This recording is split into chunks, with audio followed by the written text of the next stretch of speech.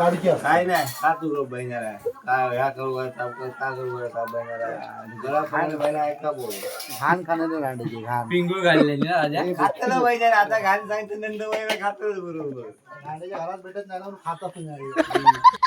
नमस्कार मंडळी, मी मनोज चौकर, गावकऱ्यांची काठी या चॅनलवर तुमचं स्वागत करतोय. तर मी आज गेलो एका शिरवाडीत पार्ट एक आणि गोनो मटण शेप देत होतो. सगळ्यांका वाटावं की मटण भरपूर असा.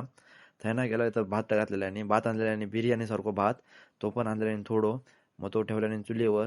कोणाक काही कळत नव्हता काय करायचं काय नाही, तरी पण आपलं जो तो आपण जमा तसा करत होतो. नंतर भात वाळू घेतल्याने आणि नंतर काय केल्याने आता तुम्हीच बघा. ए सिद्ध्या सिद्ध्या रांडूचं ऐकता काय बघ हे सिद्ध्या ए रांड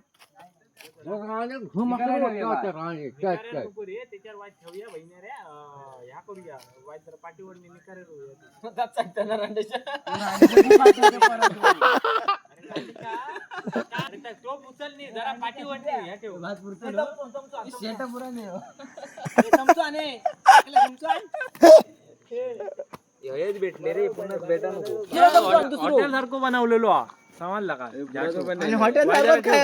काढलं नव्हतं का?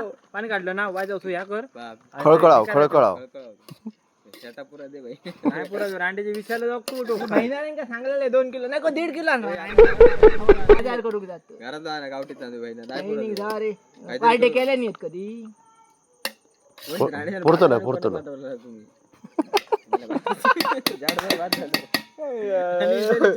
भात होत काय 5 किलो मटण म्हटल्यावर हे ऐकतं की काय. 4-5 जणांनी डबे आणलेले आणि मोठे मोठे आणि रावल्याला सगळ्या डब्यातनं घेऊन जायचा असा त्यांचा प्लॅन होतो. मग कोणी कोणी डबे आणले ते तुम्ही बघा आता. नाही हेमंत नागडे नागड्यांचं हेमू तो यो नितेश तेजम यो कोण हेमू ओमकार तेजम यो प्रसाद पालव आणि स्वतःच दाखव ओमकार तेंडुलकर डबो दाखव ही बहिणा डबो खायला अंडो आणलेला अंडो हे